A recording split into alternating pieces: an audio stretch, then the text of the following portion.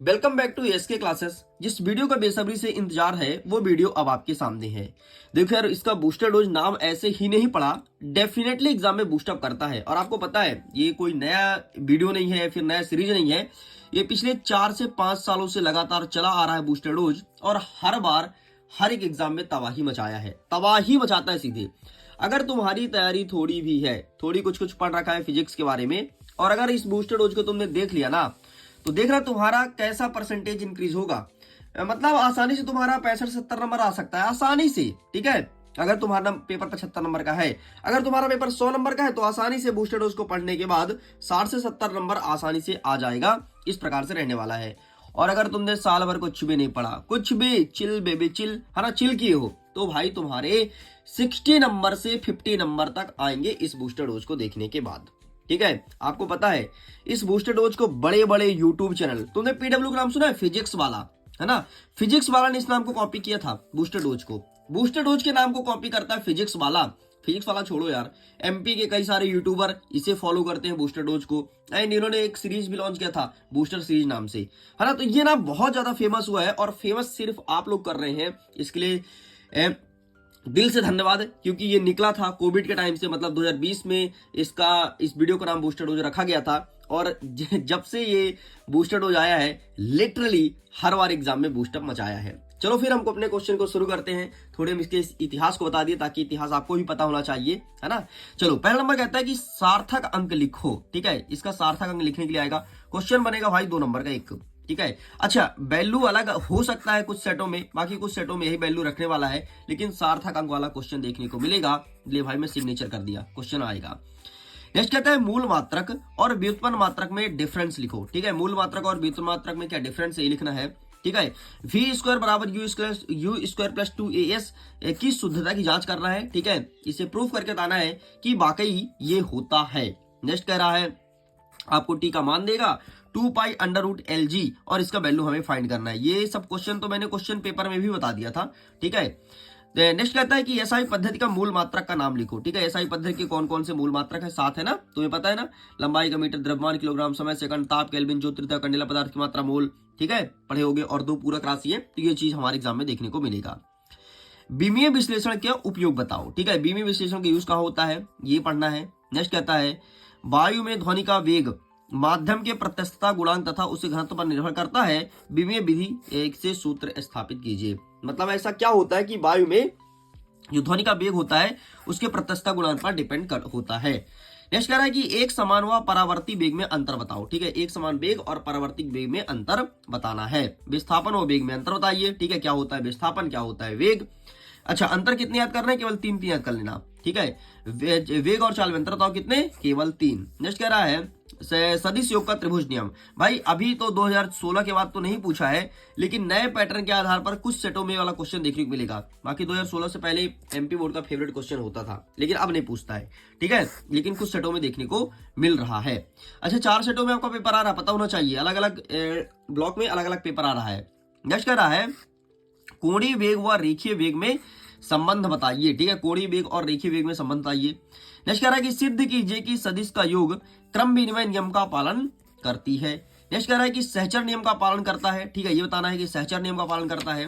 Next कहता है प्रक्षेप गति से आप क्या समझते हैं। ठीक है, क्या होता है प्रक्षेप गति, तो इससे आप क्या समझते हैं, ये हमारे एग्जाम में देखने को मिलेगा। नेक्स्ट कह रहा है कि उड्डयन काल, अधिकतम ऊंचाई और क्षैतिज पारस। ठीक है, ये हमारे एग्जाम में देखने को मिलेगा। नेक्स्ट कहता है बंदूक चलाते समय जो हमें धक्का लगता है वो पीछे की ओर ही क्यों लगता है, ऐसा क्या कारण है। ठीक है, ये वाला क्वेश्चन हमारे एग्जाम में आ रहा है। नेक्स्ट कह रहा है कि संवेग संरक्षण का नियम बताइए, एंड घर्षण से क्या लाभ है वो क्या हानि है, ये चीज हमें बताना है। चलिए आगे बढ़ते हैं।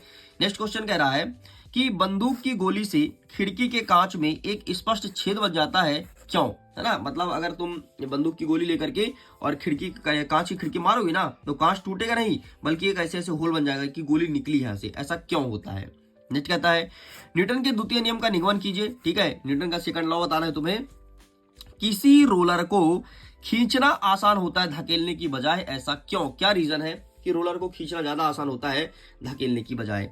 नेक्स्ट कहता है कि सर्पी घर्षण व लूटनी घर्षण में अंतर बताइए। ठीक है, नेक्स्ट हमारे एग्जाम में देखने को मिलेगा कि ऊर्जा संरक्षण का नियम क्या होता है, ये चीज हमें बताना है। नेक्स्ट कह रहा है कि कार्य ऊर्जा प्रमेय क्या है, ठीक है, इसे प्रूफ करना है और 1 जूल को परिभाषित करना है। ठीक है, कार्य ऊर्जा प्रमेय सिद्ध करो और 1 जूल को परिभाषित करो। मैं फिर से कहूंगा सारे क्वेश्चन को अच्छे से याद कर लेना यार, तुम्हारे पास अभी बहुत समय है और अगर तुमने याद कर लिया मतलब तबाही फिक्स है। नेक्स्ट कह रहा है संघट्ट से क्या तात्पर्य है, क्या होता है संघट्ट, ठीक है, प्रत्यस्थ और अप्रत्यस्थ संघट्ट में डिफरेंस बताना है। नेक्स्ट कह रहा है कि संरक्षी व असंरक्षी में अंतर बताइए। ठीक है, क्या होता है संरक्षी, क्या होता है असंरक्षी। नेक्स्ट कह रहा है कि जड़त्व आघूर्ण क्या है और घूर्णन क्या है। ठीक है, जड़त्व आघूर्ण क्या है, घूर्णन क्या है, अलग अलग क्वेश्चन है और ये सभी क्वेश्चन 2 नंबर में आ रहा है। नेक्स्ट कह रहा है कि कोणीय संवेग को समझाइए, क्या होता है कोणीय संवेग, इसे डिफाइन करना है। कोणीय संवेग तथा बल आघूर्ण में संबंध स्थापित कीजिए। ठीक है, इस क्वेश्चन को अच्छे से रिवाइज कर लो। नेक्स्ट कह रहा है कि सर्वात्रिक गुरुत्वाकर्षण का नियम लिखो। ठीक है, क्या होता है सर्वात्रिक गुरुत्वाकर्षण का नियम, इसे भी अच्छे से प्रिपेयर करना है। स्मॉल जी का मान लिख करके सूत्र बताओ। ठीक है, सिंपल सा 2 नंबर का क्वेश्चन है, स्मॉल जी का मान लिखो और हमें सूत्र बताना है। हाँ भाई, कैपिटल जी और स्मॉल जी में संबंध अच्छे देख लेना। एमपी बोर्ड का पसंदीदा प्रश्न है, जब से हम लोग पढ़ रहे हैं तब से पूछ रहा है और आज तक पूछ रहा है और कहता हम जीवन भर पूछेंगे, है ना, जब तक तुम पढ़ाई करोगे तब तक पूछेंगे, हर बार आ रहा है। नेक्स्ट कह रहा है गुरुत्वीय विभव व गुरुत्वीय स्थितिज ऊर्जा में अंतर बताओ। ठीक है, डिफरेंस बिटवीन गुरुत्वीय विभव एंड गुरुत्वीय स्थितिज ऊर्जा। ठीक है, नेक्स्ट कह रहा है कि चंद्रमा पर वायुमंडल अनुपस्थित है, क्यों, ऐसा क्या रीजन है कि चंद्रमा पर वायुमंडल ही नहीं है ना, क्या कारण है ऐसा, ये चीज हमें पहचानना है। नेक्स्ट कह रहा है कि पलायन वेग को समझाइए। ठीक है, और बर्नौली थ्योरम याद कर लेना यार, 4 नंबर का प्रश्न छप रहा है तुम्हारे पेपर में, है ना, 4 नंबर का। इन सबको, इनके बहुत सारे क्वेश्चंस तो आपको ऑलरेडी प्रोवाइड करा दिए गए थे प्रश्न पत्र के माध्यम से। ठीक है, तो वहां से अगर तुमने देखा होगा तो तुम्हारे लिए बहुत आसान हो जाएगा। इसलिए मैं बोलता हूं जितने वैसे तो वीडियोस कम ही आते हैं, 2-4 आते हैं यार, तुम समय निकाल के अगर देख लोगे तो तुम्हारा भविष्य बन जाएगा ना, इसलिए कहता हूँ वीडियोस को देख लिया करो। अच्छा, गणितीय प्रश्न एक आ रहा है यार, गणितीय प्रश्न कौन सा आएगा ये मैंने प्रश्न पत्र में बताया था। ठीक है, अगर देखोगे तो तुम्हारा फायदा है, नहीं देखोगे तो वहां से तुम्हारा नुकसान है। विकृति, हुक का नियम, यंग प्रत्यस्थ गुणांक क्या है, विकृति क्या है, हुक का नियम क्या है, ये हुक को याद कर लेना, हुक को, है ना, नहीं तो यहाँ मैं हुक को बोल रहा हूँ, तुम्हारे पेपर में हुक को तो तुम भी करो हुक को, क्योंकि सर ने बताया था हुक को याद कर लेना। ठीक है, एंड यंग प्रत्यस्थ गुणांक। नेक्स्ट कह रहा है कि जो गार्डर होता है लोहे के तथा आई आकार के ही क्यों बनाए जाते हैं, गार्डर को तुमने देखा है हमेशा आई आकार के होते हैं, ऐसा क्या रीजन है।